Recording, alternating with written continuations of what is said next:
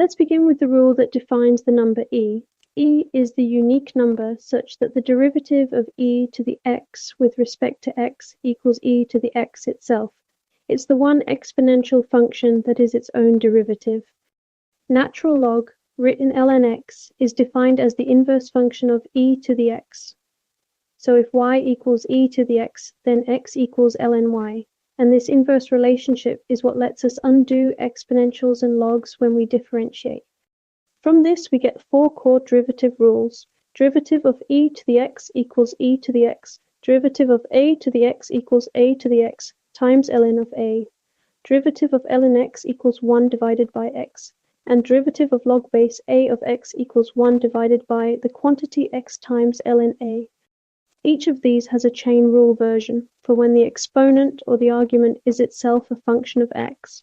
Derivative of e to the g of x equals e to the g of x times g prime of x. And derivative of ln of g of x equals g prime of x divided by g of x. Now let's work through an example. Differentiate y equals x to the x for x greater than 0. Notice the tricky part. The variable x appears in both the base and the exponent, so neither the plain power rule nor the plain exponential rule applies on its own. The trick here is called logarithmic differentiation. We start by taking the natural log of both sides, ln y equals x times ln x, using the log rule that lets us bring the exponent down in front. Next, we differentiate both sides with respect to x implicitly. On the left, using the chain rule, we get 1 divided by y times dy by dx. On the right, we differentiate x times ln x using the product rule, giving ln x plus 1. So now we have the equation, 1 divided by y times dy by dx equals ln x plus 1. To solve for dy by dx, we multiply both sides by y, giving dy by dx equals y times the quantity ln x plus 1. Finally, we substitute y equals x to the x back in, since that's what y actually is. This gives the final answer. Dy by dx equals x to the x times the quantity ln x plus 1. Here's a handy trick worth remembering.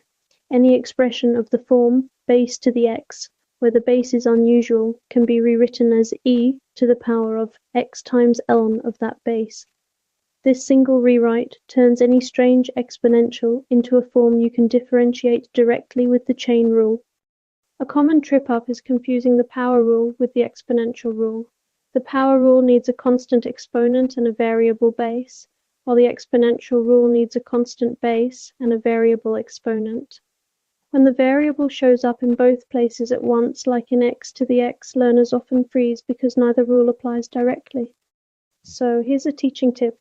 Before you differentiate anything of this type, pause and ask out loud, is the variable in the base, the exponent, or both? Base only means use the power rule. Exponent only means use the exponential rule.